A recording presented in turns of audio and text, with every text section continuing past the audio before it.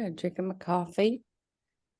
Same. For everybody joining, if you don't already know, it's morning here in Providence, Rhode Island. Sure is. Yeah. We had a student join another session from Tokyo last week, and it was a couple days ago. And it was, I think, noontime our time, and it was like 5 a.m. her time.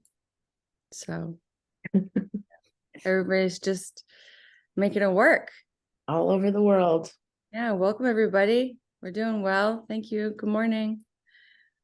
So this session today is really focused on the international student process and resources that are available to you upon being accepted to RISD. And Kate Sacco and I will run you through the whole thing. Again, my name is Molly, Associate Director for Graduate Recruitment. You guys know me by now. Kate, you want to introduce yourself? Sure. Hello, everyone. My name is Kate Sacco. I am the Director of the International Student and Scholar Affairs Office. So it's nice to see you all here. Yeah, it should be a pretty manageable group. We won't wait too long since it's recorded. We can always send it to folks, but please do type your questions in the Q&A portion. Hi. Q&A portion. Let's see if we can. The Q&A portion of Zoom, type your questions in there. Because after Kate and I talked just a little bit about process and sort of the support that we provide at RISD to our international students and scholars, please queue up your questions for after we discuss that. That would be wonderful. Kate, do you have any students that are joining us today? I saw one other person. I just want to make sure they're not in the Yeah, I'm keeping an eye on it as well. Kinda in the office might be joining us. Okay. All right. We can look out for her name there. All right. So do you want to talk a little bit about what your office does, and then we can dive into sort of what the processes are after being admitted? Absolutely. So our office supports the international student experience, and that is in the very broad sense, in the and in the very detailed sense. So in the broad sense, it's kind of the navigating the systems that you might encounter while you're in the US, things like driver's licenses, social security numbers, systems that perhaps in your home country you might have familiarity with, but it might be different here, getting housing, things of that nature. And then for some of you, if you've never studied in another country before, or if you've never lived abroad in the US for an extended period of time, there also might be some transitions that you go through culturally and otherwise, language. And then finally, and like the majority of our time is spent helping students maintain their immigration status. So all the students, the majority of students that attend RISD are on the F1 student visa. And we just help with any work authorization benefits you might need. We help with, if you're having a hard time staying enrolled full-time, what your options are. We do a lot of problem solving with students. I like to see ourselves kind of as the problem solving partners, or just the partners in general, not necessarily that there are always problems, but there are many times many questions. So we are here to help answer all of your questions during your time in the US. And we partner very closely with offices like admissions, where they're one of our best buddies, the Career Center, the registrar's office, student affairs. So we have a lot of campus partners as well as all of your academic departments. So we work, again, kind of on the front end and on the back end, supporting your journey while you're at RISD. Yeah, absolutely. So the first question, Kate, and I don't know if you have these stats, just maybe based off of last year's graduating class, but how diverse is the international student population at RISD, and how many nationalities are represented, if we have those? Sure, we definitely have like the 5 to 10 country that the majority of 5 to 10 countries that the majorities of our students are from. And I can give you those. The rest, we have about roughly 60 countries represented, but many of those countries, about 50 of them, I would say, have maybe 1 to 3 people from them. Right. So the top countries that we have individuals from are China, Canada, Korea, Thailand, Taiwan, and India. I was gonna say you gotta throw India in there. That's So, good. Yeah. but otherwise, we do have a really for the number of countries represented, we have quite a few. We have more individuals coming in from Africa, Mhm. more that I've seen from South America. That's just by South America, South Central America, and even I've seen an increase in our applications, not necessarily acceptances, but applications from the European countries as well, Mm. which is really interesting because funding for them is always a bigger issue. And we've seen them come in with Fulbrights, which really makes it possible. And we work really closely with Fulbright, the Career Center does, for our students after they graduate. But if it's an opportunity for you to look into, I highly encourage it. Yeah, and then what I can say is just speaking to the difference of the overall population at RISD of international students. And I don't know if you said this with 30%. So that includes undergrad and grad. But in 37. graduate, what? Sorry, 37. 37. Wow, it's growing. And the the and there are no caps on that. Like I just want to just make that very clear. We are looking at people through the lens of the application holistically, not necessarily that we're trying to meet any kind of marker in any way. At the graduate level, we get about 50% of our applications come from international students, and therefore they make up about 50% or more of our enrolled students.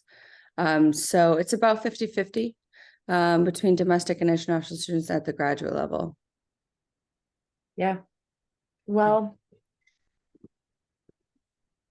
what do you mean by that?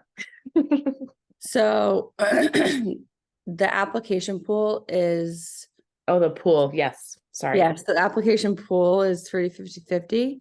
And then that is mirrored with the people that we're accepting based on their application as well.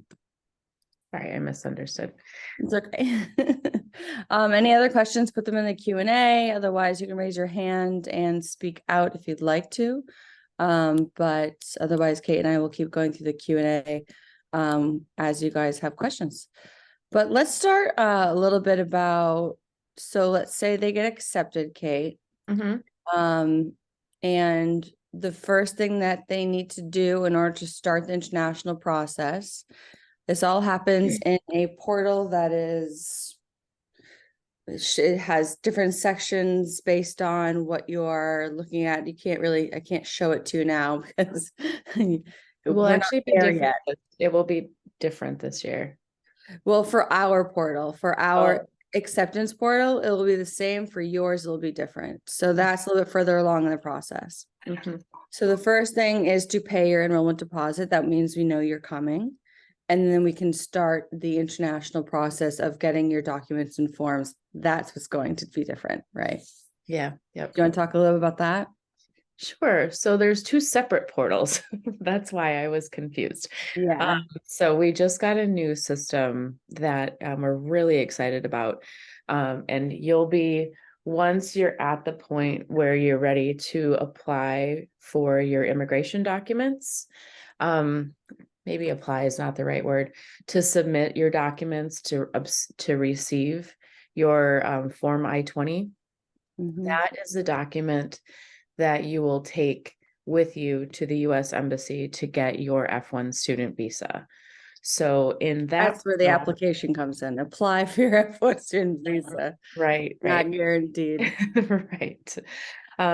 So in that portal, which will be linked, and the instructions will be very clear. So you'll do some of your work within RISD's the first portal, like the portal that you apply in, the one that you're paying your deposit in, and then there's a separate one for your immigration piece. And again, that will be very clear and spelled out for you. But once you log in, you're going to submit documents. We need a copy of your passport, so we make sure all of your legal documents match on the form I-20 that we provide to you. To create the I-20, we'll also need some of your biographic information that we will ask for. And we'll also need proof that you can pay to attend RISD. So that will mean you need to show that you can pay for at least 1 full year of attending RISD, and that is including tuition, that's including your food and your shelter, and it is including things like your insurance, books and supplies. All of it will be in there. You need to complete a form that says you can pay that money, and then you'll also need to provide some supporting documents. So bank statements are typically what people use. It needs to be liquid funds, which I mean is accessible in that moment. So no investments, no things that have like a fixed or that have guidelines around them to get the money out. It needs to be available to you, and that needs to be clear in the bank statement. So once that information is all in the system, we will create an I-20 for you. There's one more piece, a part of the proving of the funds. Yes. 97% of our students here receive some form of financial aid at the graduate level. So what that means is you also need to prove the funds that you received from RISD. So the fellowship letter, the assistantship letter, that needs to be in along with all of the bank statements, because you can put that on your I-20 and deduct that from the total amount that you need to prove for funding. So then you know what you have to put up for sponsorship, for scholarship, loans, whatever you have to prove that you can meet the total number for that first year. And again, these are estimated funds, right? We have to do this based on the highest level of what it costs to live here. And it's a way to sort of make sure that you're not coming here and struggling for housing or struggling for any kind of room and board situation. We need to make sure that you are here and able to thrive, right? So that's why this process is such a critical process, and I can't say it enough to students that looking at the currency exchange rates, looking at opening up a bank in the United States and having that USD is really fantastic, because then that takes a lot of the guesswork out of it. I know not everybody has that opportunity to do that, but if you can do that ahead of time, it was mentioned in our student financial services webinar yesterday that if you can move funds into a US bank and somehow have that readily available, it makes the process go a lot smoother. Yeah, thanks, Molly. I also wanted to just mention quickly that captions are available to people as well, right? If they want to use captions in the bottom, those. Yep. Okay. All they have to do is click captions, and their captions will pop up as we're discussing and talking here today. Okay. I think it's important that we do show our faces, and we're trying to articulate. It is early morning over here for us, so. Oh, I know. I'm just mindful of like sometimes it's nice to read as well.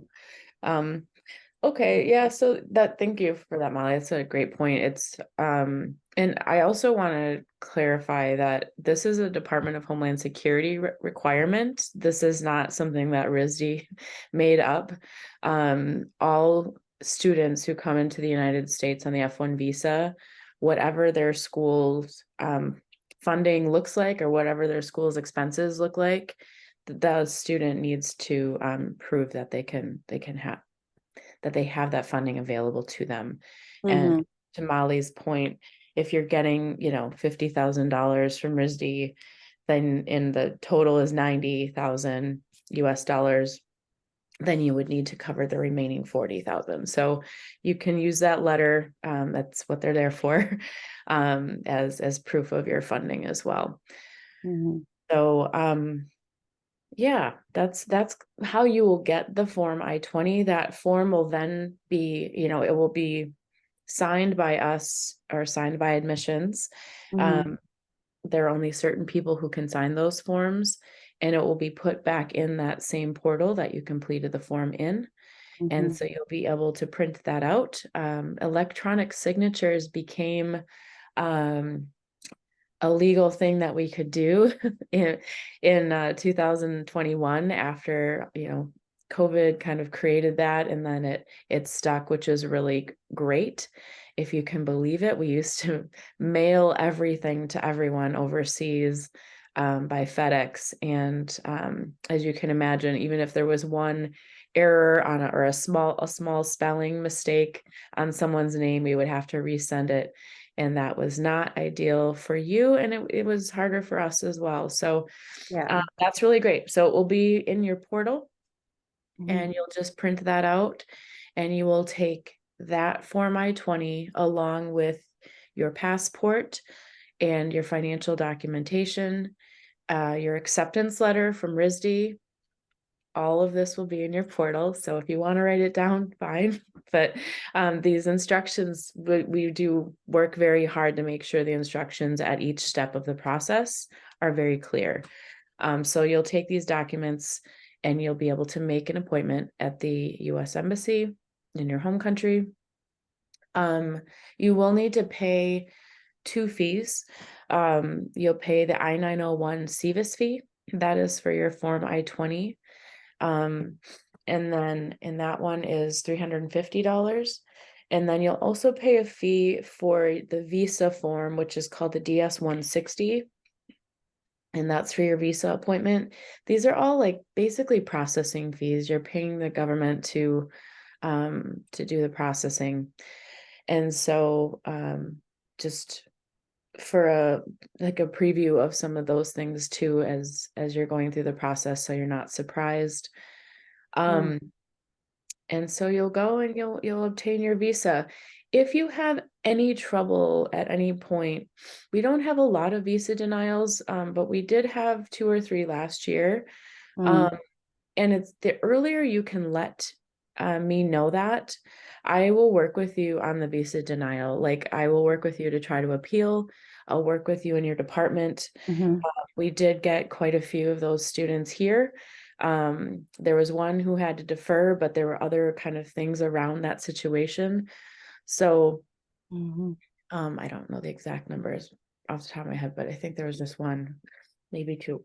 It was one, yeah, it was just one that had to defer um because of a visa denial, which wasn't typical even in its reasoning for us. So yeah, that's a good question.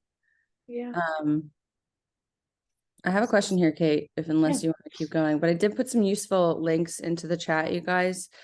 The website that Kate maintains here has all of the those other forms you fill out once you start your immigration process, samples of those things, the step-by-step processes that we are discussing also live on this website. So don't feel like you have to be writing frantic notes right now.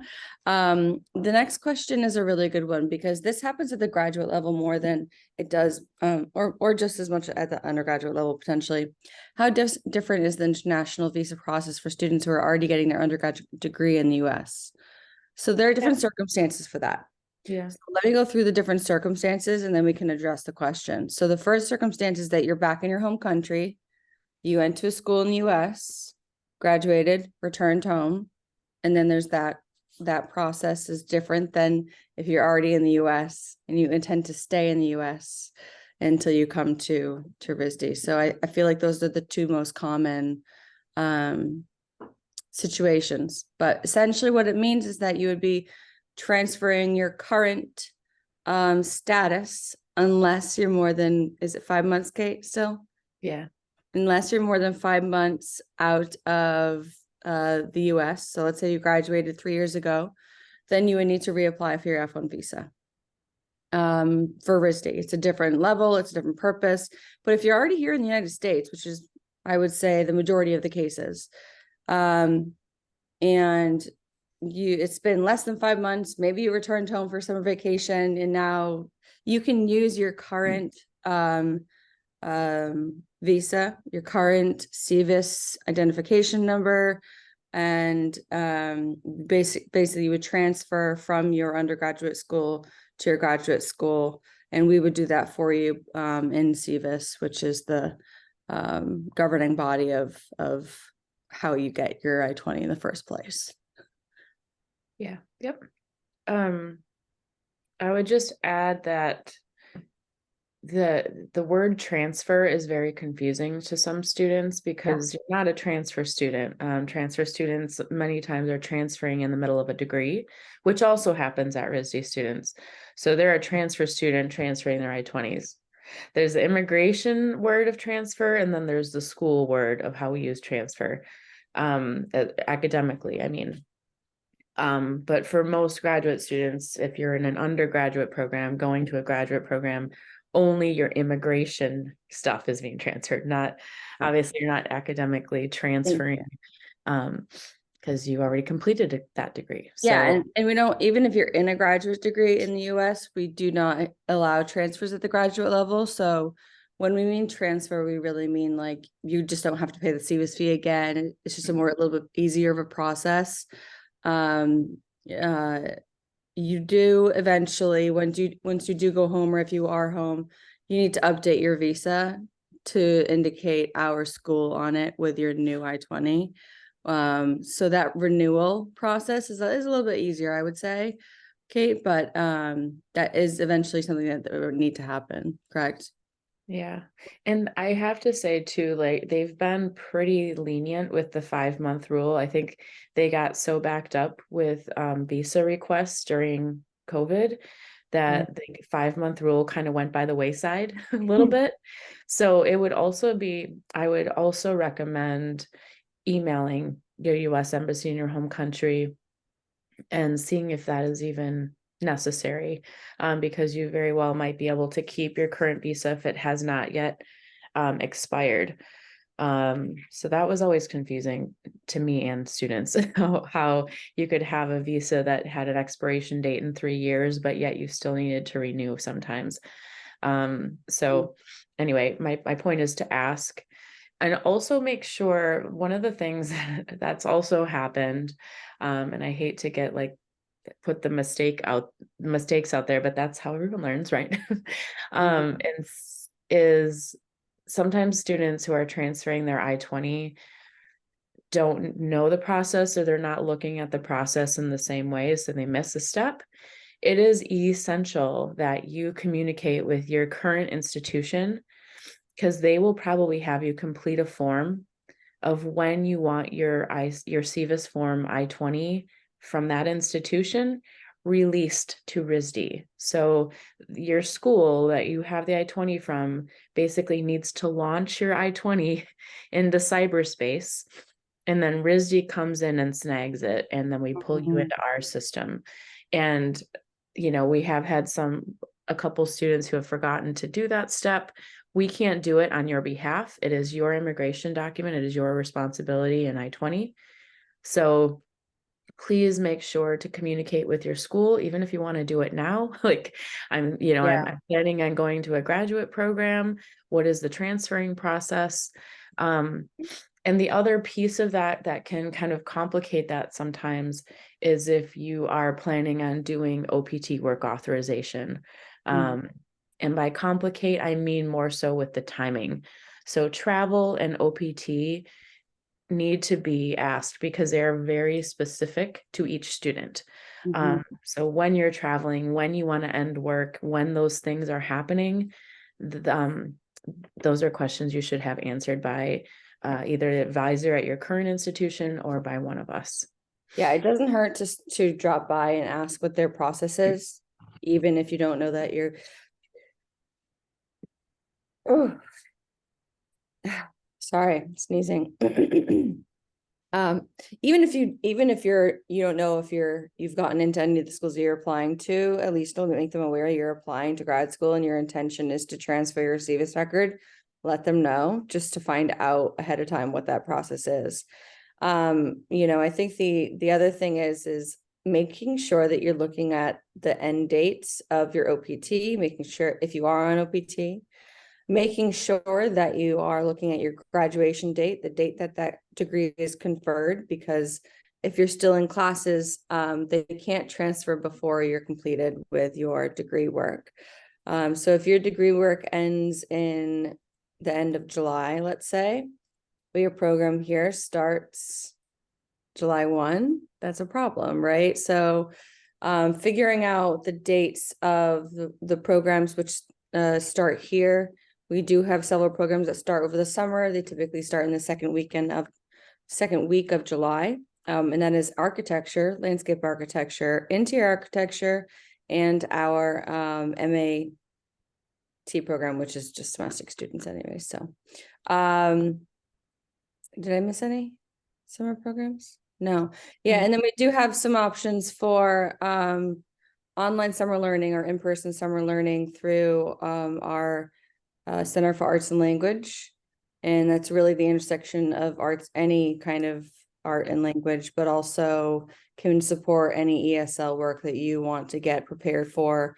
Coming from a different background, particularly if you're not coming from a studio background, learning that vocabulary, the visual vocabulary, the actual vocabulary of critique and the whole vernacular around that, so that you feel less of that sort of imposter syndrome, which happens to everyone.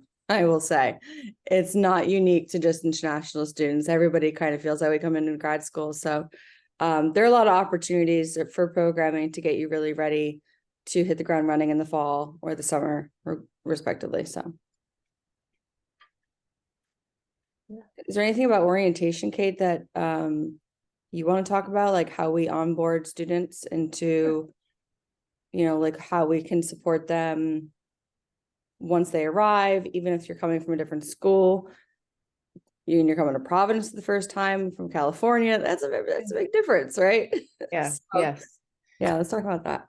All right. So you have applied to RISD, you've gotten in, you're so excited, you've completed all your forms for immigration, you have your visa, and now what? You wait. You wait till your program starts. Or you don't. If you're in the summer program, you jump right in because summer happens very quickly.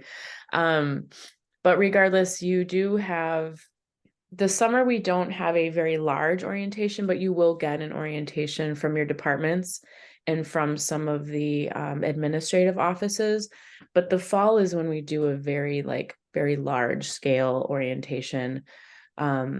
And what that looks like for grad students is we work with the Graduate Studies Office. Basically, any student who is on the F1 visa or who considers themselves part of the international community. We also have some students on the J visa.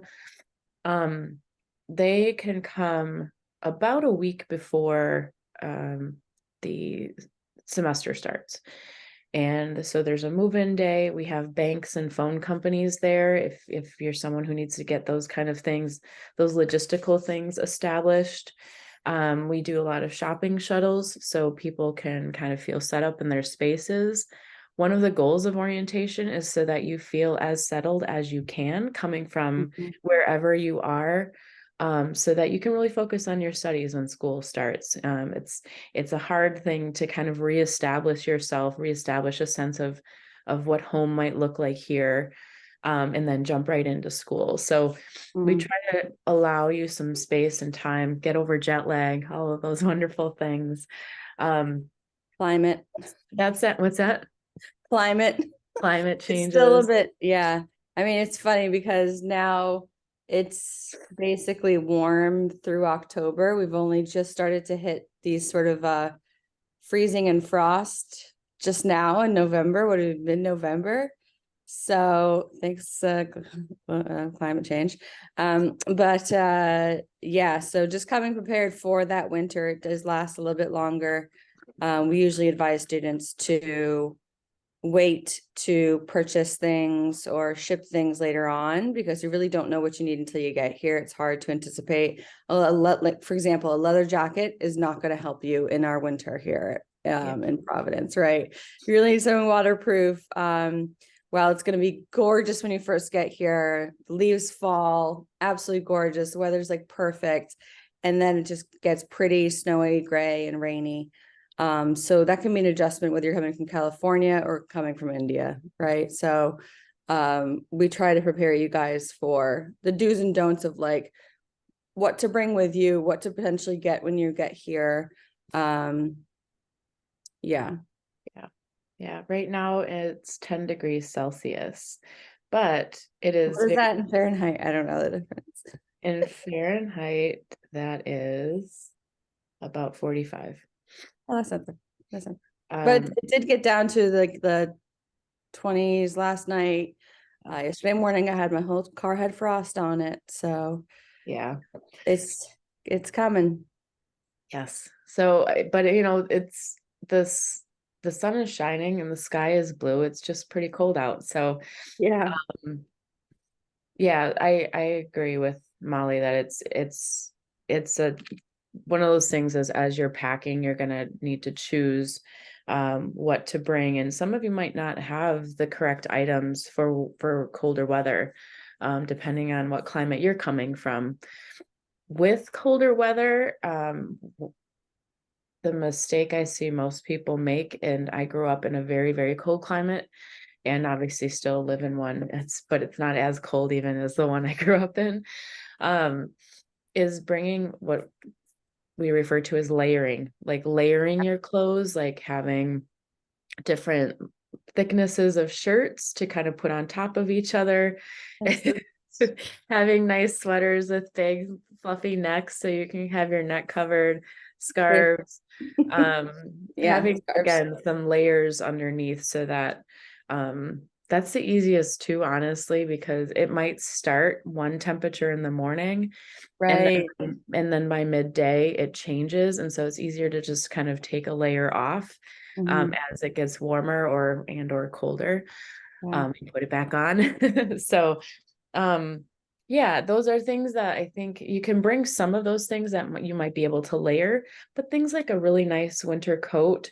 There's some really great thrift shops in the US, so you can get nice quality things for like not hundreds of dollars, or if you want to do that and invest in a nice winter jacket that's hundreds of dollars, you can do that too. But yeah, the I love having the four seasons, like they're very distinct, but it is one of those things that it might take some Yeah, I mean, it's different, time to right? get I to. feel like it's just different. And I grew up with four seasons as well. So for me, this feels normal. But, my brother in California has a 70 and sunny. And if it's 60, it's a awful day, right? And we're Yeah, like, it might get up to 60 today and we'll all be taking off our layers. yeah, yeah. So I don't see any other questions, but I think one of the questions I get a lot, Oh, Kate, um, are where do I live? Where do I eat? yeah, Living on campus, off campus. So let's talk a little bit about what that is like here at RISD. sure. I was just going to finish up a little bit of like what the other days of orientation look like quickly, Oh yeah, please do. and then I'll jump into that. That sounds good. So after the first move-in day, we have sessions. We have basically like little mini workshops or sessions that have helpful information for you. So we have this past year, we had a whole session on health and wellness, and that included talking about things like how to utilize your health insurance, how the US healthcare system works, how to take care of yourself in the US. Graduate students tend to, you may have been on your own before. Some of our undergraduate students may have not. And so depending on where you are with that, it's still good to really know what the resources are at RISD for your physical health, for your mental health, and just any other support you might need as far as like overall wellness. We have some really fun programs that we do at RISD around wellness. We have like a wellness week. We have people come in and do massages. We have therapy dogs that you can come in and pet. And so we do encourage, RISD can be a pretty rigorous place. And so that session is focused on that. That's just one example. I won't go into detail of all the sessions like that. Some other ones that we do is some international faculty will speak about how the classroom experience might be different for some of you. The critique culture, if you've not been in one of those before. The Center for Arts and Language does a really fantastic presentation on just language and culture, and they do some fun activities during that. And then we have an immigration session, and we talk a whole section we have as well on employment and things that are kind of like, especially for the grad community who moves through their programs much quicker and maybe more career focused or know more specifically what you might want to do, or at least a narrower understanding than maybe a student who's in a 4 or 5 year undergraduate program. So that's kind of the orientation, the international orientation. And then you'll go into more of a grad specific kind of orientation.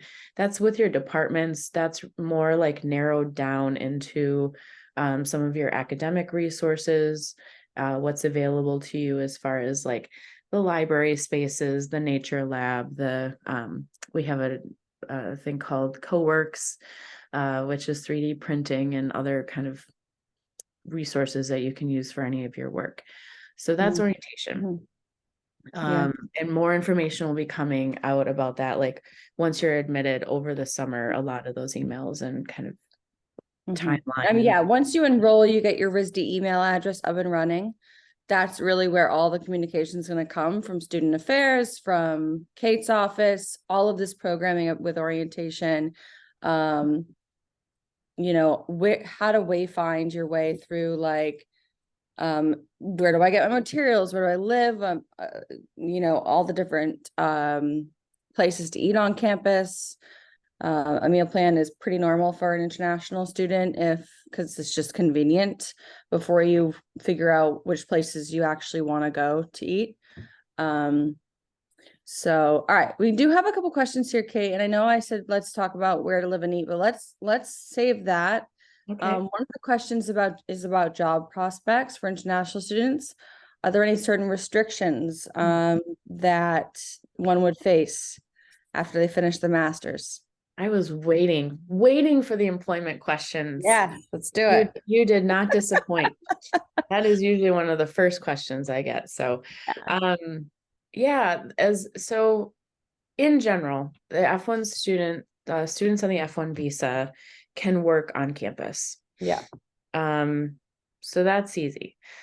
The thing about that for particularly grad students, because many of you will have grad assistantships and want to start working right away. And this is something we're going to be incorporating more into the welcome materials and to part of the process earlier so that you know what to expect when you arrive.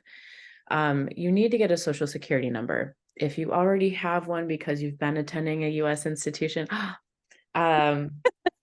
sorry, my little your little this is an American rabbit who was abandoned on the side of the highway.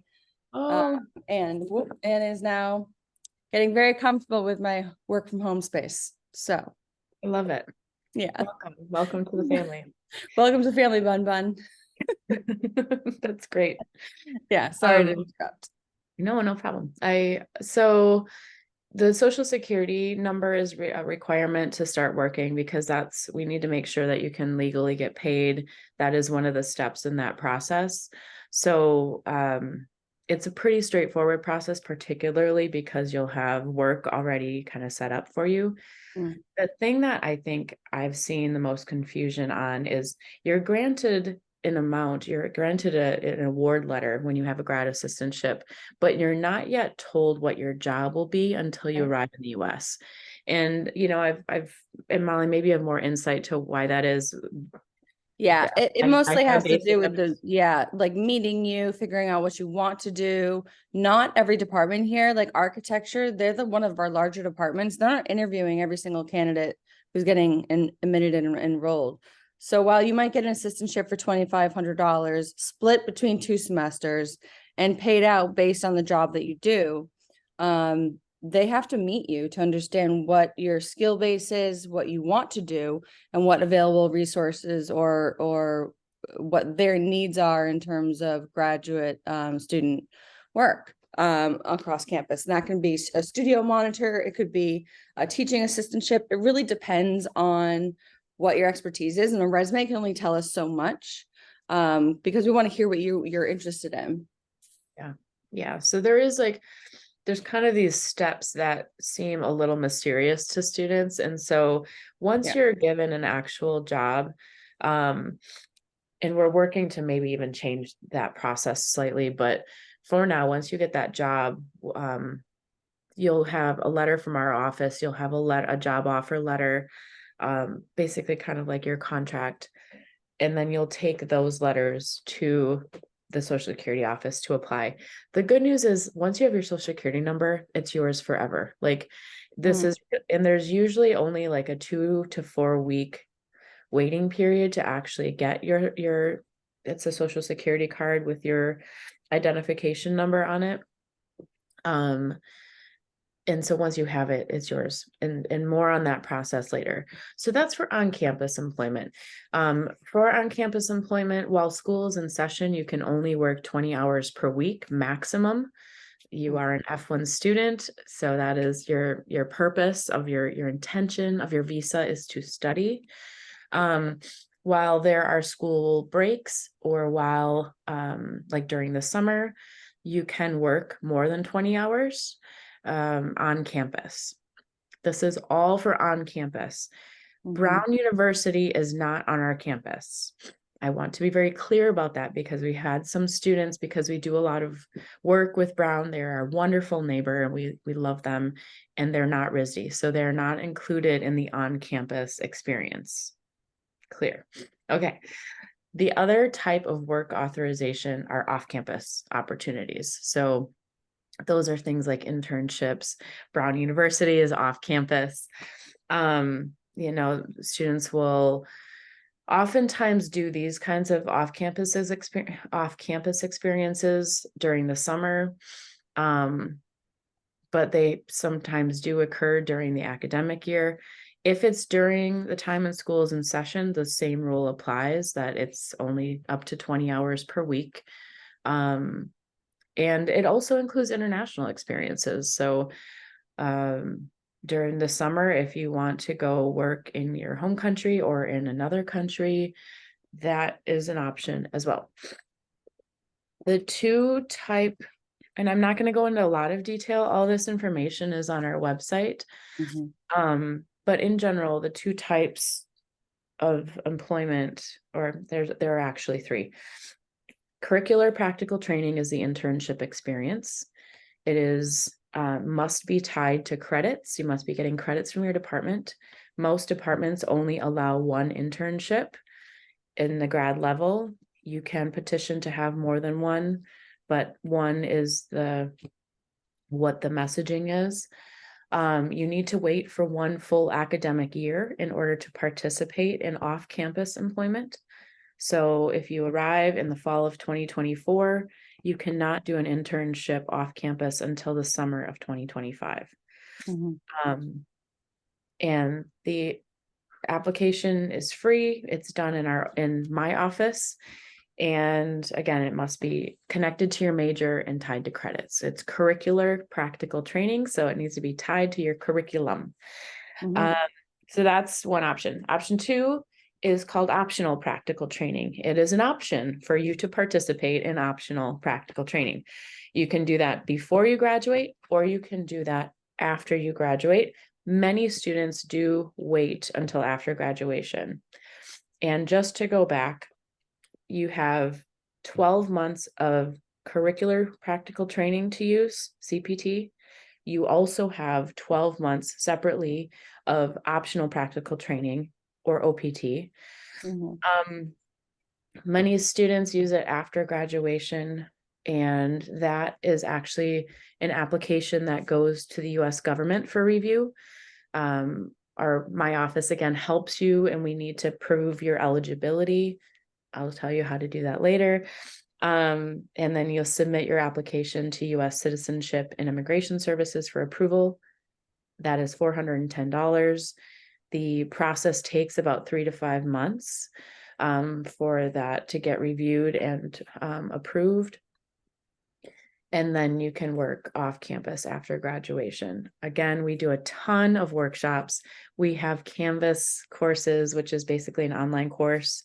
We have drop-in advising hours. So we are here to help you. Please do not be shy in asking us questions on all of these things. And then the final type of application or employment off campus is STEM, optional practical training. That needs to be done immediately following your optional practical training and is only available to 6 majors at RISD currently. Those majors are architecture, landscape architecture, interior architecture, digital plus media, industrial design, and graphic design. And that is a separate application process. It is not kind of just like an automatic extension. You will need to once again apply to US Citizenship and Immigration Services and pay another $410. There are different requirements around the STEM OPT. It's a little bit more involved. It involves a training plan. It involves a certain type of employer. Again, all that information is on our website, or we're happy to meet with you about it. So there are off-campus opportunities. I will finally say that the other thing that we do is we invite an immigration attorney to campus 3 times a year, 2 times to discuss other visa types, that if people are interested in staying in the United States and pursuing a longer term path of remaining in the US, what those options might be for you. And then we do 1 session on freelance and self-employment, because particularly our fine artists are looking for more self-employment type situations. And so the attorney that we work with kind of talks through how one might do something of that nature. So that is a lot of information, again, on our website, and we're always happy to talk with you about it. But we really work hard to make sure students have the information that they need, both at at any time that you have those questions. So don't feel like you need to remember everything right this moment. Yeah. Yeah. And the last question I think that we can end on here, Kate, is that looking at food, like your native food obviously isn't going to be exact here, but we do have some international markets, grocery stores, things like that. But Kate, do you have any knowledge or that you can share about international cuisine and what the culinary quality is in Providence, that kind of stuff? Yeah, I mean, I obviously can't cover every single type of what we might offer. Providence does have a pretty a pretty wide range of food options, pretty high quality restaurants, and a lot of variety, a lot of like, even if it's not specific, there's a lot of fusion stuff happening. And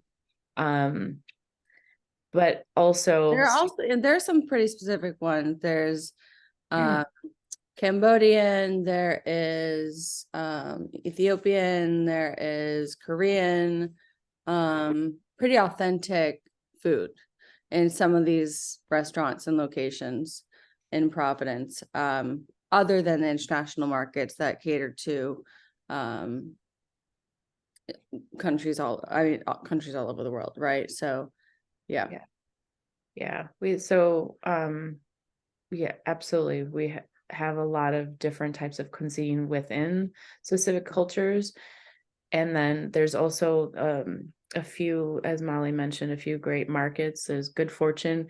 So we do a little event called Snack the World, where we get snacks from all over And those are, you can get some pretty nice snacks from if you're craving a snack from home. I know that's not necessarily cuisine, but the other thing, like I had a student from Colombia who couldn't find necessarily a restaurant in Providence, but she had a place that she loved going in Boston. And Mhm. Boston also has like a really good Polish restaurant. And so I think it's within an hour. Like if you wanted to go on a Saturday, go get some different kinds of cuisine that may not be offered in Providence. Boston's pretty darn close. And this is a little bit more of a stretch, but then you have New York, which is about 3 hours away. So not that you're going to go there for a dinner. And that's again a bit of a stretch, but also to give you a sense of some of the activities you can do and that places students go to just get out of Providence if they want to for a minute. Sometimes can feel like you're just in your studio and on RISD's campus. So it is nice also to get out. Yeah. And occasionally on our campus, down by the canal or over in Brown's campus, over by Thayer Street, there are often food trucks because they know we have a lot of students. And so those are really, really popular around town. Certain food trucks, people will follow them on Facebook to find out where they're going to be that day. I don't think I've gone that far, but we also have like food truck fairs and festivals where you can try out different food from restaurants from all over Rhode Island and Boston, and they'll come to us. And those I think are really, really fun, because when you think about, okay, let's do good old American cuisine. I don't even know what that is. Yeah. IHOP, it's like feels like kind of gross, but who knows? Maybe you like it. Yeah. A lot of students too say, Providence is so small, and it is a smaller city. The thing I like about Providence though is the access you have if you want to it is intimate enough where you could maybe run into people that if you leave campus. But you can also go to different parts of the city, and students, I think sometimes, as we all do, we all get kind of stuck in a certain part of a city or a certain part of where we live, and we go the same path every day, and we're creatures of habit. So Providence does have about I think we're at 180,000 people, and it's spread out. And so there are different parts of Providence other than the east side that we're on and downtown. So also I encourage people to get out and explore other areas in Providence. So absolutely. There's a lot going on here, I think, which is pretty cool. We are a main stop for foodies. They'll come and they'll try out certain restaurants that we have here that are well known. I think the most well known probably in Providence is Federal Hill for its Italian food, but we're also the Ocean State, so we have some of the best seafood and fresh seafood. If that's something you're interested in. So yeah, but there's a lot to discover here. I mean, like Kate said, and to some students, if it's in your budget to be able to come and visit prior to enrolling here, or you've already said you're going to enroll and you come over in the summer and you just visit and get your bearings and maybe go looking at apartments or things like that with your own eyes. That can be really, really helpful. But we're going to do sessions like this after you're admitted. So this is going to become much more relevant later on.